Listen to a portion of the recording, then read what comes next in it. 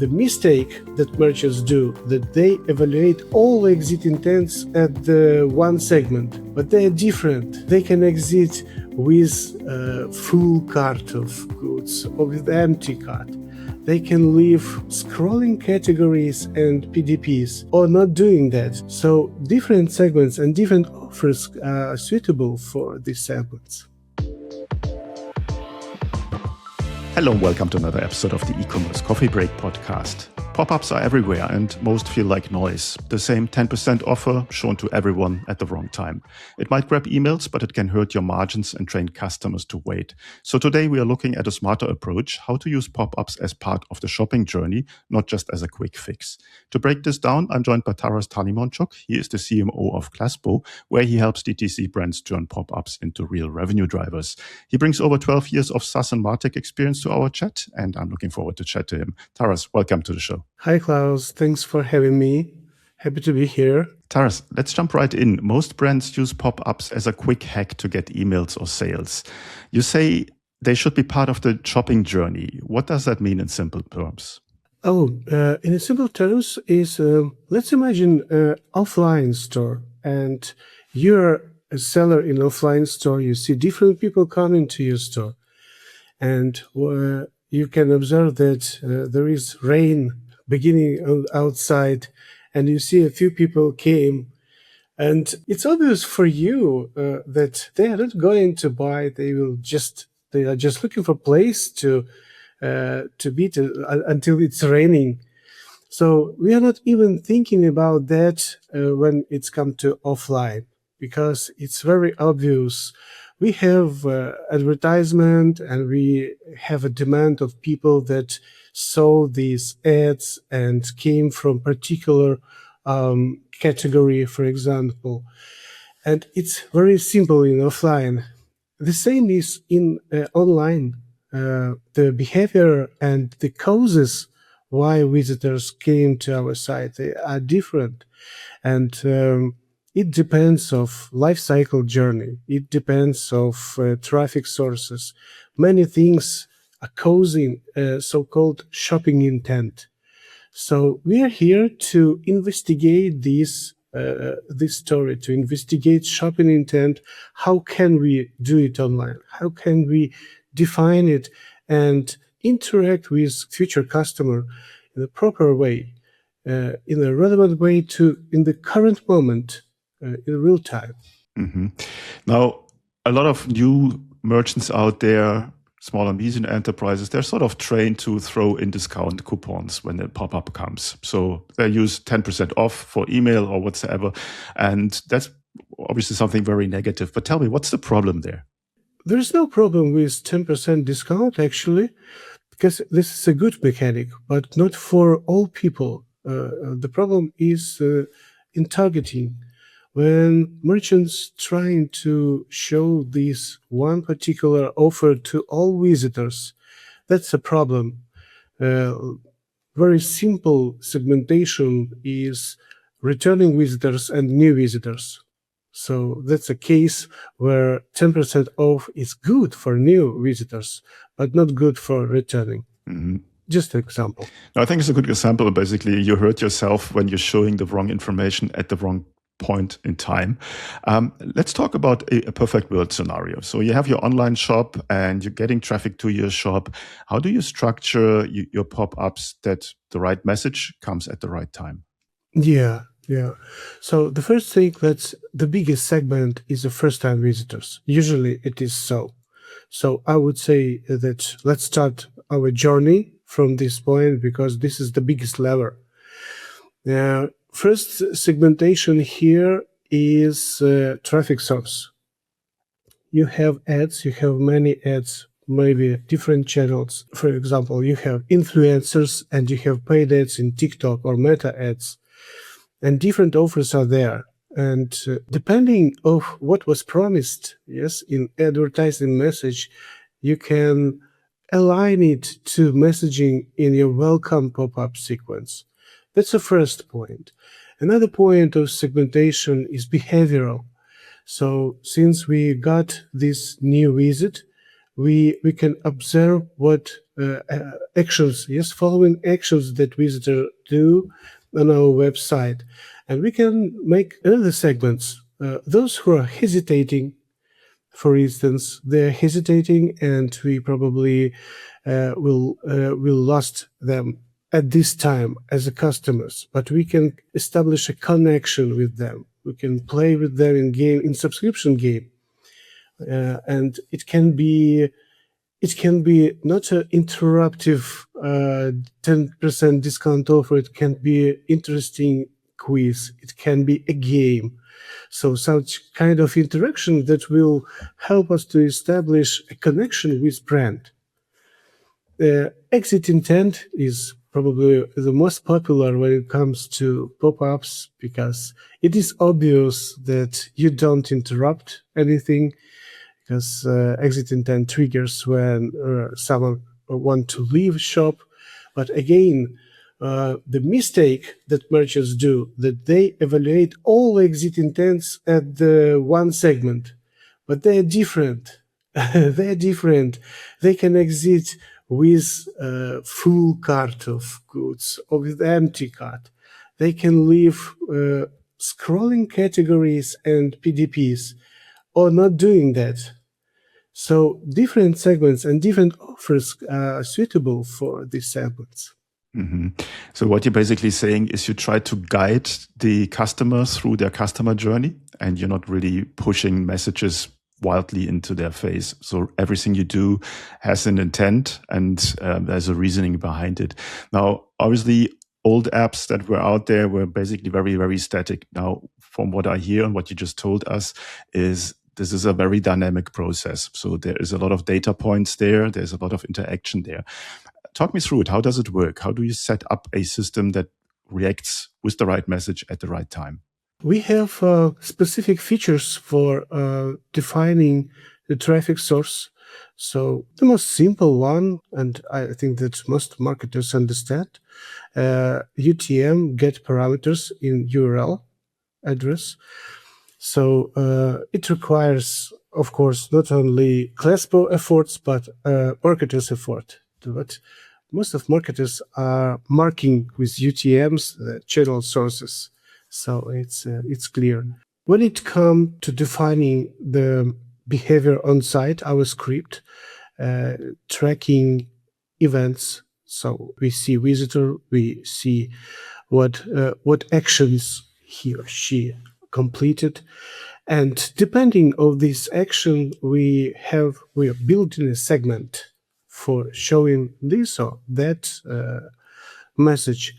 And another point is that what our users can do, they can do it by themselves, because we allow to play with targetings, to play with personalization, to play with this merge text and dynamic content.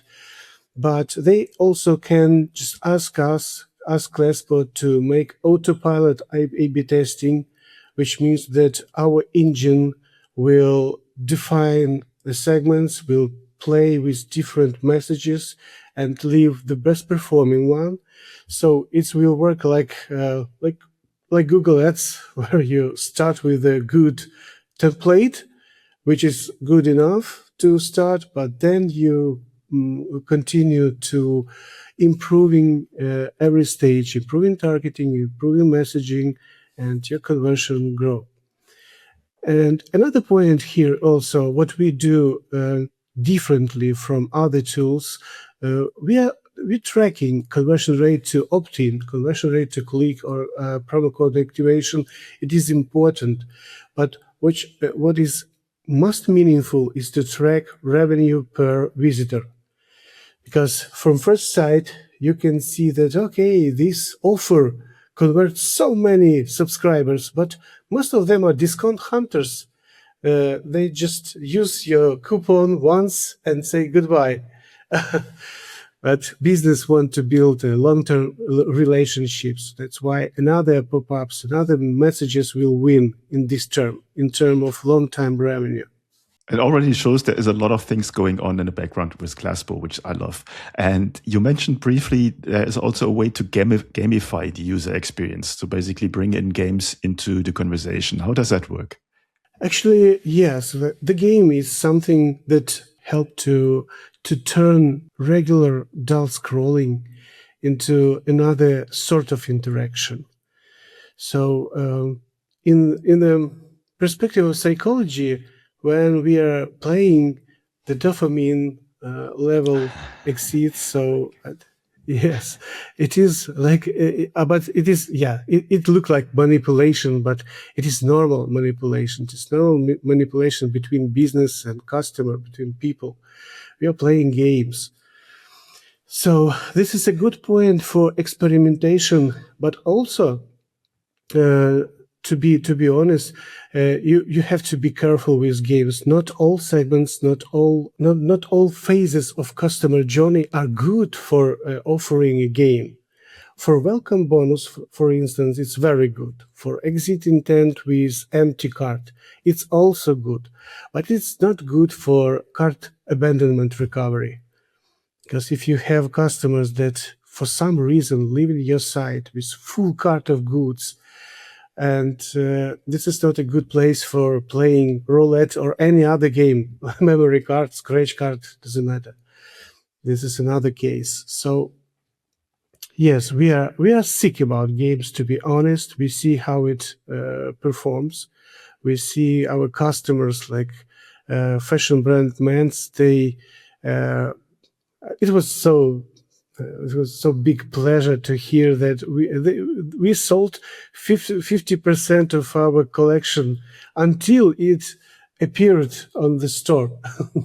So using the pre-sale gamification pop-up, I was happy to hear it because it was like good realization of gamification.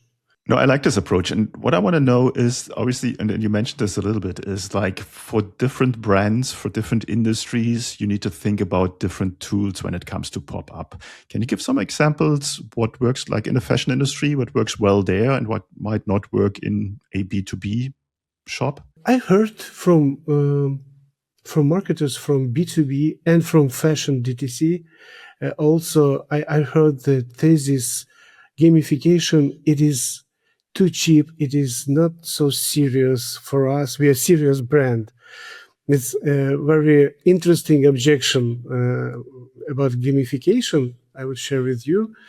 And I'm always saying that let's experiment. Let's look at it from different point of view.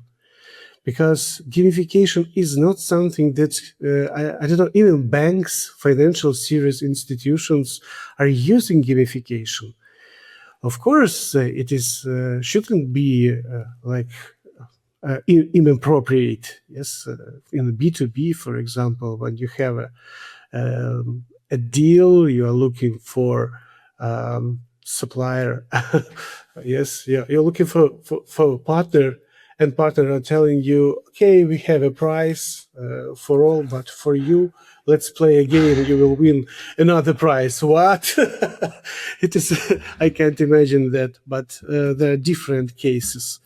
So the design of game matters. The design of games. So you can have a bright spin wheel pop up, which is regular, and serious B2B brand or fashion brand, luxury fashion brand will tell that it's not ours.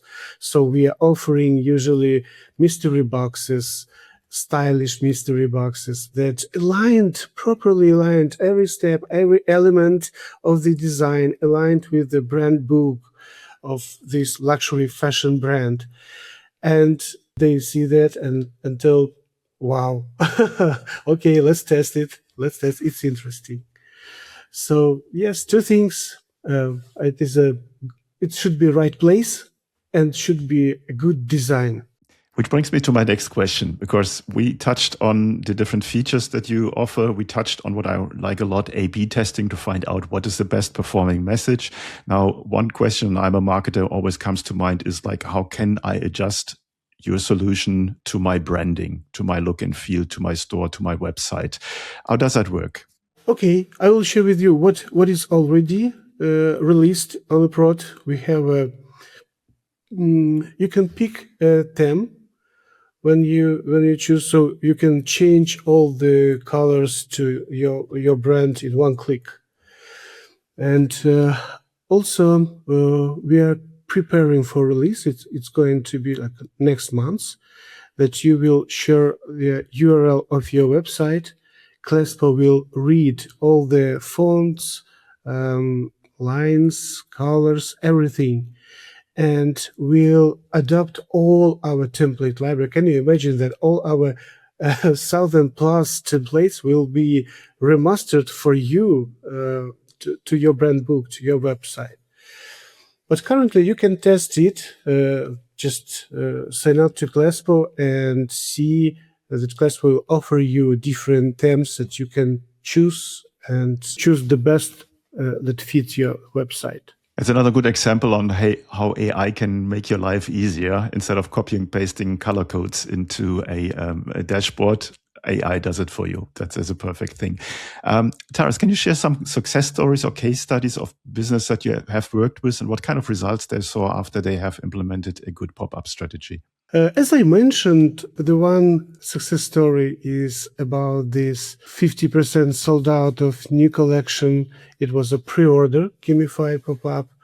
Another more complex strategy, it is a fashion brand, Men's Set. It's called Men's Set.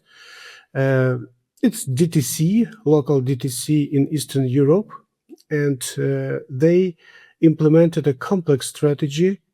So welcome messages, exit intent for returning visitors, for existing customers. So all the set, and in 1 month they measured and seen 10% revenue growth in email channel, which is very good because this is men's underwear. This is the a kind of business that very dependent from retention channel, and to grow retention channel revenue by 10%, it's a good result. No, definitely. No, it shows the power of pop-ups to have them as part of the customer journey. And retention, as you said, is the most important thing. It's so much easier to have a returning customer than to convince a new visitor to your website. On that note, it's like, who's your perfect customer? What kind of brands do you work with? Almost half of our customers are e-commerce, and e-commerce are mostly DTC and small and mediums plus size. So starting from 50,000 traffic monthly, it became more evident to see the revenue impact of pop-ups starting from this traffic size. But smaller brands can also, just using the best practices that we do on small traffic, it's normal. Our plans they allow small brands to use Claspo for free. And I would add to our ideal customer profile that ideally it's e-commerces that value retention channel, that aimed to build long-term relationships with their customers and build LTV. So in this case, our pop-ups, it is a first step, entrance point to long-term relationships. Yeah, I think that should be on everyone's list to have returning customers and to have a good lifetime revenue from them. Walk me through a typical onboarding process of a new user. What steps are involved and how long does it take to get up and running? It is minutes if we'll talk about how long. The steps are simple. Just sign up, then pick a marketing goal in our wizard. And then when you're picking a goal, your template library will advise you just templates that for your marketing goal, not for others. For example, you need to collect feedback. You will not see all these subscription pop-ups. Yes, so it will save your time for aha moment for onboarding. Then you design So you're picking the template you like, and you can ask AI to tweak it to your situation. It means that to your brand, to your marketing campaign goals, and so on. Or you can do it manually.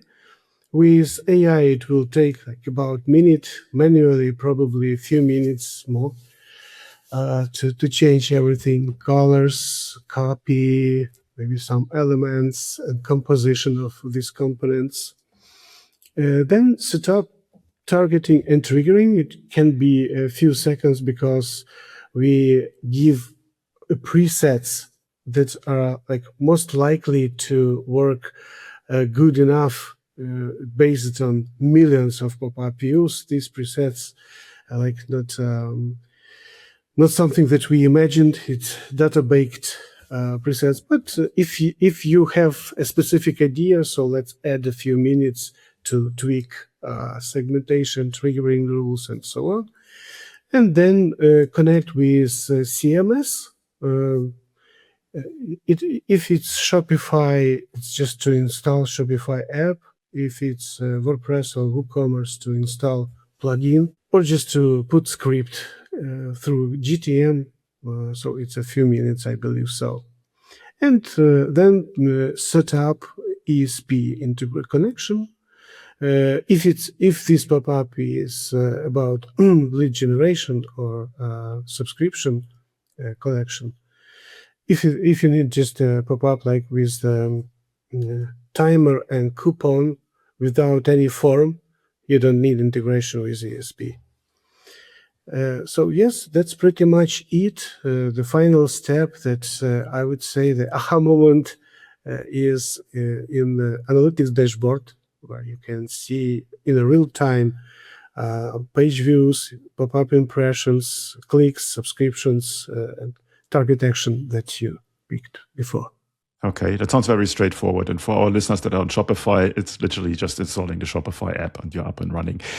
Tell me about your pricing structure. How do you charge for your services? As I mentioned before, we are free until 3,000 page views monthly.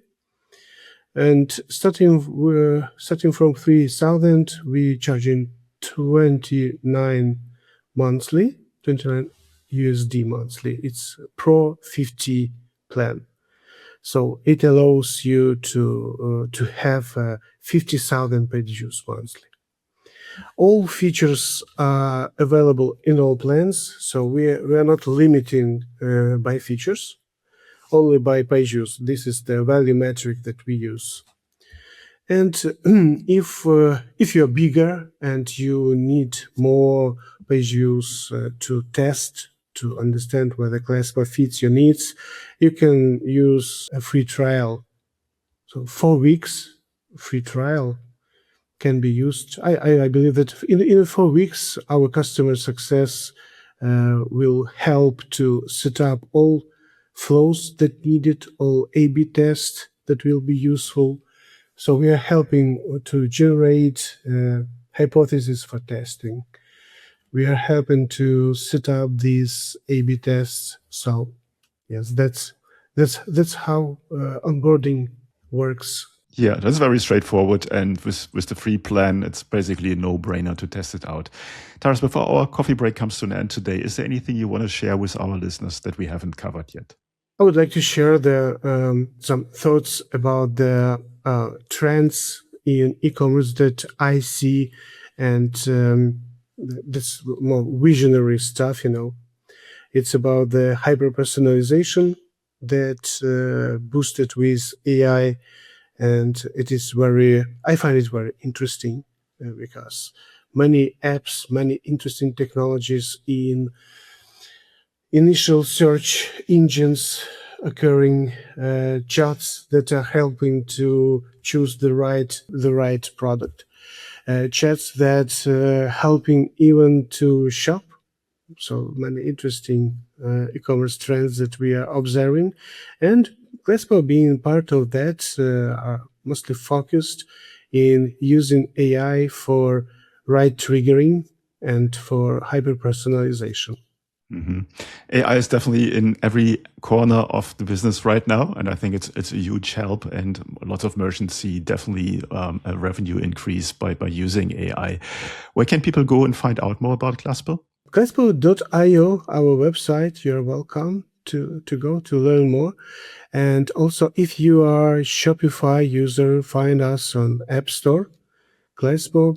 And if you run store on WordPress or WooCommerce, find us on plugin category. Cool. I will put the links in the show notes, then you're just one click away. Taras, thanks so much for giving us an overview of what's happening in the world of pop-ups. For our listeners who have a bit of a negative side on pop-ups, try it out. Pop-ups work. I use them for years and years in my own shop, and they make a huge difference. So try pop-ups. Try Glasper. You will see that there will be definitely a uptick in sales in your business. Taras, thanks so much for your time today. Yeah, thank you. Thank you for your time. Bye-bye.